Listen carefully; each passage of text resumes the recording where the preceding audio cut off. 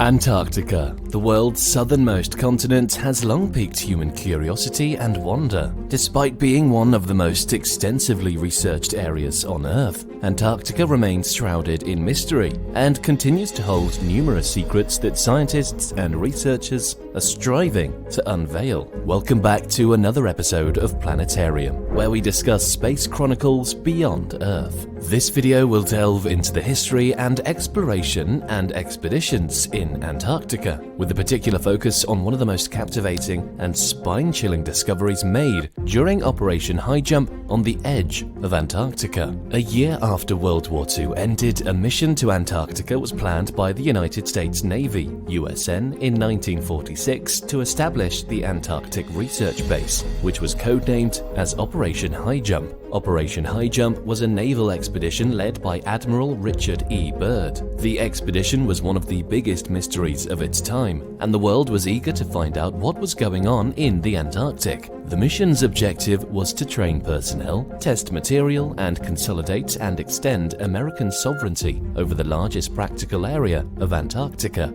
The operation aimed to determine the feasibility of establishing and maintaining bases in Antarctica, developing techniques for establishing and maintaining air bases on the ice, amplify existing scientific knowledge of the area, and aerial map as much of Antarctica as possible, particularly the coastline. The operation was divided into 4 groups, each with its specific objectives for aerial mapping of the coastline: establishing Little America 4, a base camp on the Ross Ice Shelf, exploring the eastern coast of Antarctica, and testing and evaluating the effectiveness of equipment in the extreme cold of the Antarctic environment. Richard Byrd was equipped with an impressive arsenal of resources for the mission, including 13 ships, 23 aircraft, and 4,700 personnel, making it the most significant naval expedition in Antarctic history. However, the mission was not without its risks and limitations. Byrd's team consisted of newly discharged soldiers and sailors from World War II, many of whom had no experience in polar conditions. Despite the challenging weather and terrain, the expedition completed various objectives using helicopters and aircraft. However, the operation faced several challenges, including inexperienced pilots and the tragic crash of a PBM-5 Mariner aircraft that killed several crew members. While the mission is often remembered for the casualties it incurred, there were also hidden secrets associated with it that only came to light much later. After several years, it was revealed that the land was not barren, but instead inhabited by creatures that had never been seen by humans before. The truth had been intended to remain hidden by the authorities. After the mission, Byrd's health suffered considerably. The mission was mentally and physically grueling, and those who knew him both before and after the mission claimed that he never fully recuperated from the experience. Upon returning from the mission, Byrd was immediately taken to the government facilities and instructed to keep his experiences during the mission confidential. Despite his significant role, Byrd's contributions were only acknowledged later on. It was not until his son discovered his father's diary that the details of the mission came to light.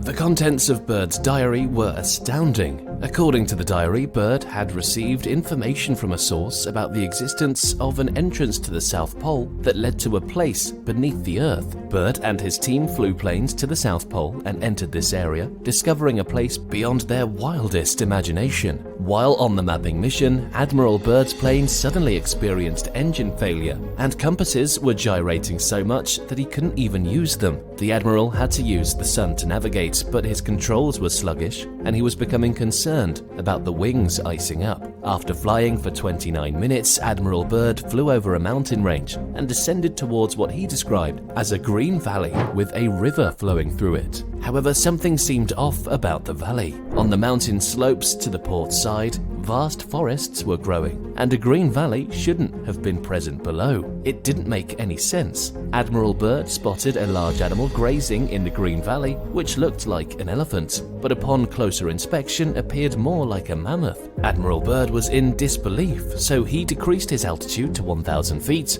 and used his binoculars to observe the creature more closely. Although it was mammoth-like, the sight was so strange that he couldn't even explain it to the base camp without sounding insane. However, that wasn't even the most bizarre part of the experience. While still in the air, his controls stopped working. He tried to use them repeatedly, but they didn't respond. The plane felt light and buoyant, as though some unseen force was controlling it. As he peered out the window, Admiral Byrd saw something that sent shivers down his spine. Two unidentified aircraft-shaped discs were rapidly approaching his plane from both sides. He couldn't hear any noises emanating from them, and they were emitting a bright light. The sight was absolutely terrifying for him. Admiral Byrd felt like he was in a science fiction movie and couldn't fathom what he was witnessing. These aircraft had to be extraterrestrial in nature. As they neared his plane, he realized he was in grave danger and was completely powerless to defend himself. However, just as suddenly as they appeared,